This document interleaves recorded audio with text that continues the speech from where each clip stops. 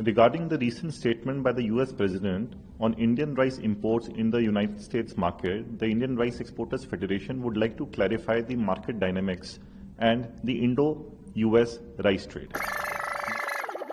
We do believe that countries are dumping rice into this country today. We've never seen imports this great. Which countries? India, Thailand, even China into Puerto Rico. Puerto Rico used to be one of the largest markets for U.S. rice. We haven't shipped rice into Puerto Rico in years.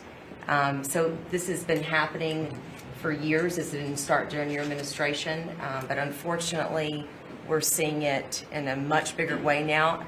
The tariffs are working, but we need to double down because You want more? I mean, well, they're cheating, right? They're no. not. They're just Could I ask- subsidizing and then India, they- tell me about India. Why is India allowed to do that? They have to pay tariffs. Do they have an exemption on rice? No, sir, we're still working on their trade deal, so we'll... Yeah, but they should be dumping. I mean, I heard that from others. So you can't do that. There's a WTO case against India Give me right now. the countries if you could. Go ahead. India. Who else? So Mark it India, down. Which is good. Yes, sir. India, Thailand, China into Puerto Rico, not into the continental U.S., but into Puerto Rico. Those are the main culprits. So Puerto Rico used to do a lot of business, and now you're 100% Puerto Rico was U.S. based, all right. and So now easy to it's, set up. Okay. but there's others too, and I can get you a full list. Regarding the recent statement by the US President on Indian rice imports in the United States market, the Indian Rice Exporters Federation would like to clarify the market dynamics and the Indo-US rice trade. US is an important market for India.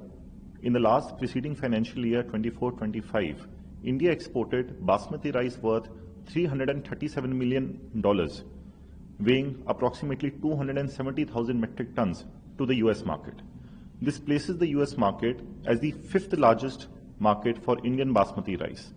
Similarly, when we talk about non-basmati rice, in the similar period, India exported $57 million worth of non-basmati rice to the US market, weighing about 61,000 metric tons.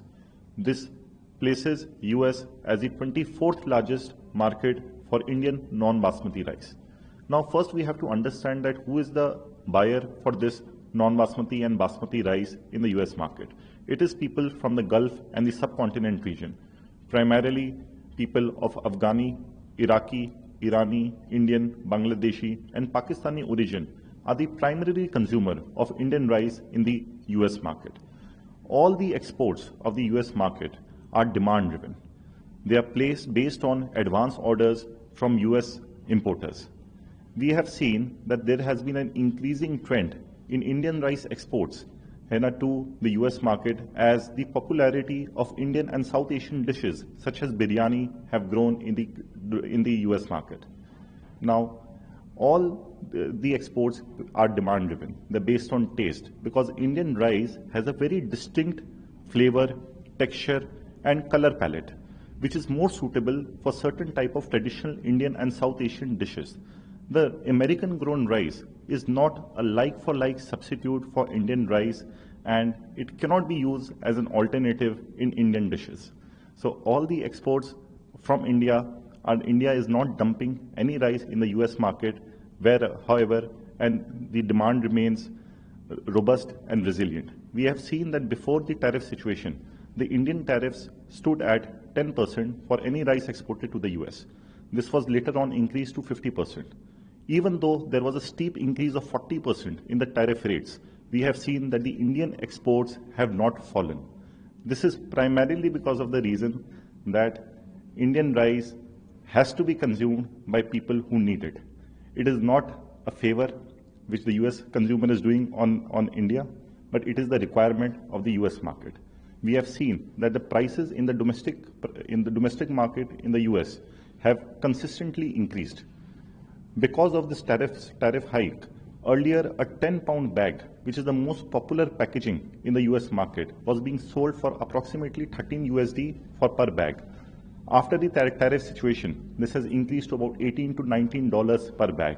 This means that while largely the realization for Indian farmers and Indian exporters have remained consistent, however, all the tariff hike has been borne by the US consumer, who has borne the brunt of this tariff increase, which has resulted in domestic food inflation in the US market. India remains poised to increase its trade to different markets, even though the US is a large market for India. However, Indian rice exports are well diversified across the world. The Indian Rice Exporters Federation is working closely with different stakeholders, including the government, to expand India's reach into newer markets. Recently, we have identified Philippines as a very big potential market for further rice exports. Today, we only hold a 4% market share in the Philippines market. The Philippine market is a 10 times larger market than the US market put together. So any steep increase or any further increase in US tariffs will be detrimental to the US consumer itself and will have minimal impact on Indian trade.